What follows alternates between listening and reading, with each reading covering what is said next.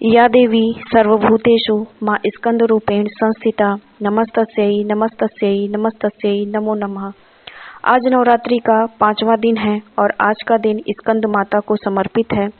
स्कंद माता कुमार कार्तिकेय की माता के रूप में प्रतिष्ठापित हैं और ये संपूर्ण जगत की माता के रूप में ही संचालन करती हैं। स्कंद माता को कुमार कार्तिकेय की माता होने का गौरव प्राप्त है। कुमार कार्तिकेय स्कंद अर्थात युद्ध के देवता माने जाते हैं। पौराणिक कथा के अनुसार कुमार कार्तिकेय का जन्म एक असुर संहार के लिए हुआ था और उन्होंने उस असुर का संहार करके पूरे देवलोक को पाप से मुक्त कर दिया था। कुमार कार्तिकेय उस असुर का संहार करने में सिर्फ और सिर्फ स्कंद माता के आशीर्वाद से ही संपन्न और सफल हुए थे।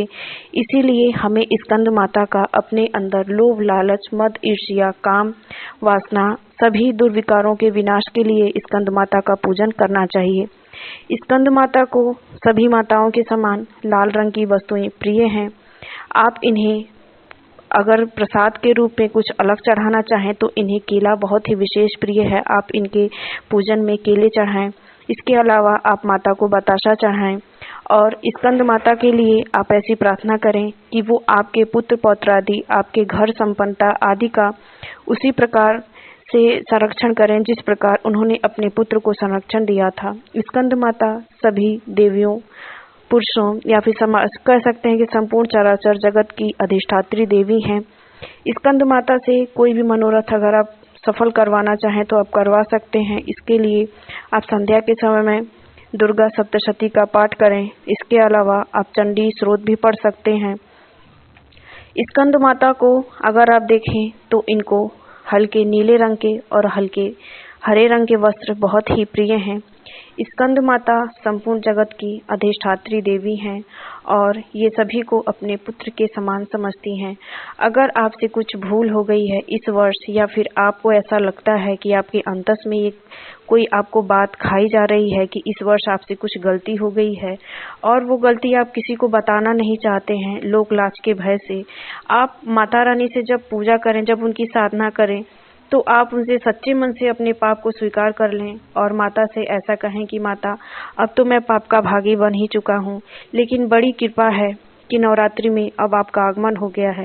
इसीलिए माता जिस प्रकार आप बुराई का विनाश करती हैं मेरे इस पाप का विनाश करें और मुझे अपनी शरण में ले लें। अगर आप मुझे अपनी शरण में नहीं लेंगी तो मुझे इस ब्रह्मांड में आपके अलावा और कौन शरण दे सकता है, अर्थात कोई नहीं, क्योंकि पिता तो एक बार क्रोधित हो भी सकते हैं लेकिन माता कभी कुमाता नहीं होती हैं। इसीलिए आप स्कंद माता के समक्ष खुलकर खुले मन से अपना अपराध, अपना पाप स्वीकार करें और माता से ऐसी अनुनय विनय करें कि वो आपके पाप को क्षमा कर दें। माता बहुत ही सच्ची देवी हैं। अगर सच्चे मन से इनसे कुछ मांगा जाता है तो वो कभी खाली नहीं होता। इसी प्रकार इस समय नवरात्रि का जो पर्व चल रहा है इसमें आप देखेंगे कि मनुष्य, बच्चे, बूढ़े, उनसे तो क्या अपेक्षा है। प्रकृति को साक्षात देख लीजिए किस प्रकार वो सहर्ष माता के आगमन को स्वीकार करके बैठी है। और आप देखेंगे कि जब आप कभी भी माता की पूजा में बैठें या किसी पंडाल में जाएं या फिर किसी मंदिर में जाएं तो एक हृदय में अलग ही अनुभूति इस समय हो रही है, आनंद की अनुभूति। और वो आनंद आपको ऐसा प्रतीत होगा कि माता तो हमेशा हर पल आपके साथ हैं और आपके दुर्गुणों का विनाश कर रही हैं। आपके जो सफलता के रास्ते बंद हो चुके हैं, चाहे वो आर्थिक रास्ते हों या फिर आपकी दुकान अच्छी नहीं चल रही हो या फिर जो आपका व्यक्तिगत जीवन हो या फिर आपकी मानसिक अशांति की बात हो, उन सभी का माता विनाश कर देंगी। अगर आपको भी पूजन करते समय ऐसे दिव्य अनुभव हो रहे हैं तो आप मेरा विश्वास माने, माता रानी की बहुत कृपा है आपके ऊपर।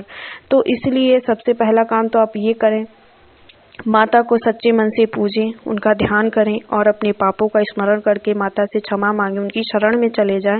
निसंदेह इस नवरात्रि में जो कुछ काम भी किए जाते हैं वो दुगने फलदायी होते हैं। माता रानी भी आपके ऊपर जरूर कृपा करेंगी और हम सभी माता रानी से प्रार्थना करते हैं कि हे माते, हमें अपनी शरण में रखें और हमें सही रास्ता दिखाएं। तो उम्मीद करती हूँ कि आपको ये वीडियो पसंद आया होगा। इस चैनल को सब्सक्राइब करें। आगे आने वाली वीडियो के लिए बने रहें इस चैनल पर। मिलते हैं अगले वीडियो में।